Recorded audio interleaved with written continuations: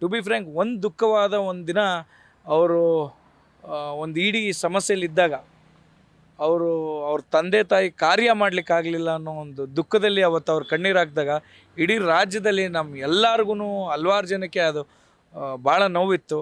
ಇವತ್ತು ಅವರ ತಂದೆ ಆತ್ಮಕ್ಕೆ ಶಾಂತಿ ಸಿಕ್ಕಿ ಅವ್ರ ತಾಯಿ ಮುಖದಲ್ಲಿ ಖುಷಿ ಸಿಕ್ಕಲಿ.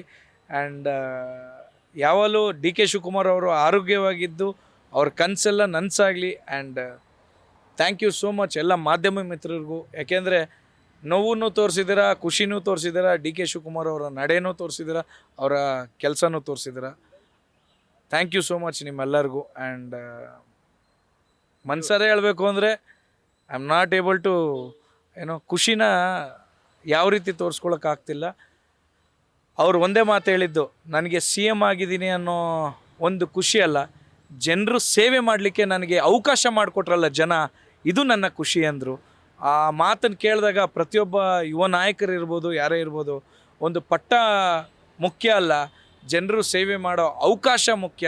ಆ ಅವಕಾಶನ ಸರಿಪಡಿಸ್ಕೊಂಡು ಯಾವ ರೀತಿ ಜನರಿಗೆ ಒಳ್ಳೆಯದು, ಎಷ್ಟೇ ಟೀಕೆ ಟಿಪ್ಪಣಿ ಎಲ್ಲ ವಿರೋಧ ಪಕ್ಷದವ್ರು ಎಷ್ಟೇ ಅವ್ರ ಬಗ್ಗೆ ಮಾತನಾಡಿದ್ರು ಎಲ್ಲರನ್ನೂ ಸ್ನೇಹದಿಂದ ಪ್ರೀತಿಯಿಂದ ತೋರಿ ಯಾವಲ್ಲೂ ಹೇಳ್ತಾ ಇರ್ತಾರೆ, ಡಿ ಕೆ ಶಿವಕುಮಾರ್ ಅವರು ಟ್ರಬಲ್ ಶೂಟ್ರು, ರಫ್ಫು, ತುಂಬ ಗಟ್ಟಿ ಅಂತಾರೆ.